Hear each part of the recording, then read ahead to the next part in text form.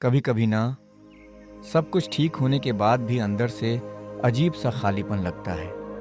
जिंदगी चल तो रही होती है, लेकिन दिल के अंदर कहीं ऐसा लगता है जैसे मैं सिर्फ यही करने के लिए नहीं बना।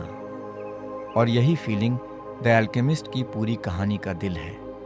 ये सिर्फ एक लड़के की कहानी नहीं, ये हर उस इंसान की कहानी है जिसने कभी बड़ा सपना देखा लेकिन डर गया, जिसने जिंदगी से कुछ ज्यादा चाहा लेकिन कंफर्ट जोन में फंस गया। और शायद ये कहानी तुम्हारी भी है। शुरुआत एक साधारण लड़का लेकिन बेचैन आत्मा कहानी शुरू होती है संटियागो से। एक साधारण शेपर्ड, उसके पास कुछ भेड़ें थीं, खुला आसमान था, घूमने की आज़ादी थी। बाहर से उसकी ज़िंदगी परफेक्टली पीसफुल लगती थी, लेकिन अंदर अंदर बेचैनी थी, क्योंकि कुछ लोग आराम से नहीं, पर्पस से जीने के लिए पैदा होते हैं। और सांटियागो उन्हीं लोगों में से था। उसे बार बार एक सपना आता था, इजिप्ट के पिरामिड्स और वहाँ छिपा एक ट्रेजर। अब यहाँ से कहानी इंटरेस्टिंग हो जाती है, क्योंकि ज़्यादातर लोग सपने देखते हैं लेकिन इग्नोर कर देते हैं। सांतियागो ने नहीं किया। क्यों? क्योंकि उसके अंदर कहीं एक आवाज़ थी जो बोल रही थी, अगर ये सपना बार बार आ रहा है तो शायद इसके पीछे कोई रीज़न है। और यही इस किताब की पहली सीख है। लेसन एक, ड्रीम्स रैंडम नहीं होते। हर इंसान के अंदर एक पर्सनल लेजेंड होती है, मतलब वो ज़िंदगी जो वो सच में जीना चाहता है। लेकिन प्रॉब्लम क्या है? धीरे धीरे सोसाइटी, फियर, रिस्पॉन्सिबिलिटीज़ और लोग क्या कहेंगे हमारे असली सपनों को दबा देते हैं। फिर इंसान जी तो रहा होता है, लेकिन अंदर से धीरे धीरे मर रहा होता है। बूढ़ा राजा, जिंदगी का पहला सिग्नल। एक दिन सांतियागो की मुलाकात एक बूढ़े राजा से होती है और यही कहानी अचानक डीप हो जाती है। वह राजा उससे कहता है, जब तुम किसी चीज को दिल से चाहते हो तो पूरी यूनिवर्स तुम्हें उससे मिलाने में लग जाती है। अब सुनने में ये लाइन मैजिकल लगती है, लेकिन इसका मतलब बहुत रियल है। जब इंसान सच में कुछ चाहता है, उसका फोकस बदल जाता है, डिसीजंस बदल जाते हैं, एनर्जी बदल जाती है, हैबिट्स बदल जाती हैं और धीरे धीरे अपॉर्चुनिटीज़ दिखने लगती हैं जो पहले कभी दिखती ही नहीं थी।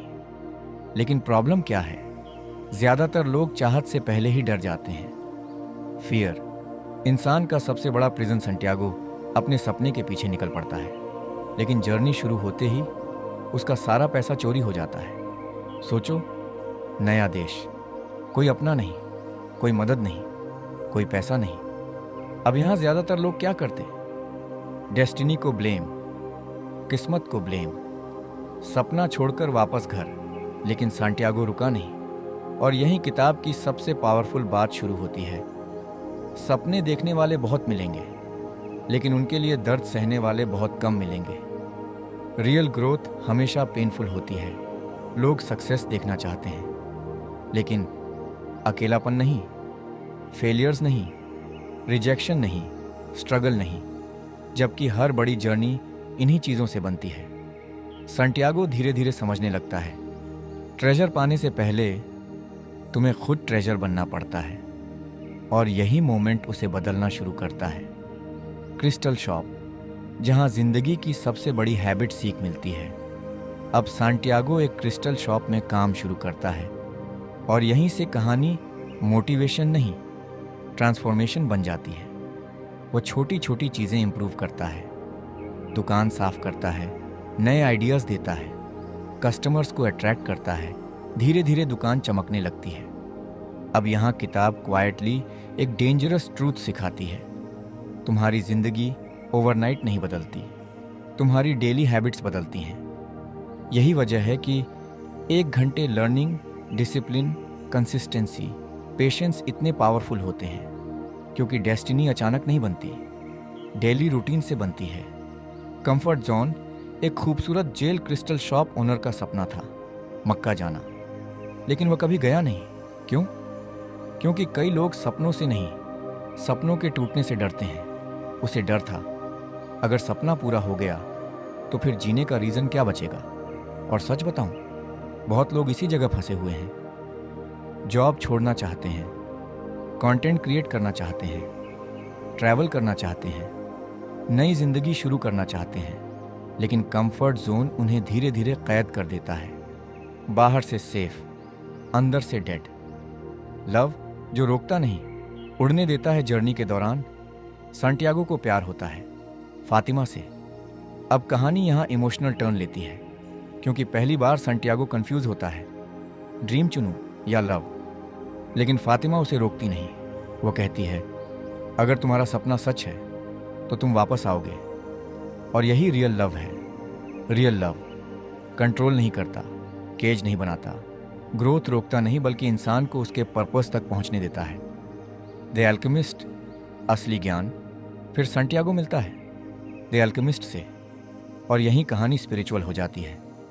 द एल्केमिस्ट उसे एक ऐसी बात सिखाता है जो पूरी जिंदगी बदल सकती है। फियर सफरिंग से ज्यादा पेनफुल होता है। मतलब अक्सर फेलियर इतना डेंजरस नहीं होता जितना उसके बारे में सोच सोच कर डरना। लोग शुरू करने से पहले ही हार जाते हैं। उनकी जिंदगी खत्म नहीं होती, लेकिन छोटी हो जाती है। हार्ट की आवाज़ पूरी कहानी में एक चीज़ बार बार आती है, अपने दिल की सुनो। लेकिन इसका मतलब इमोशनल होना नहीं है।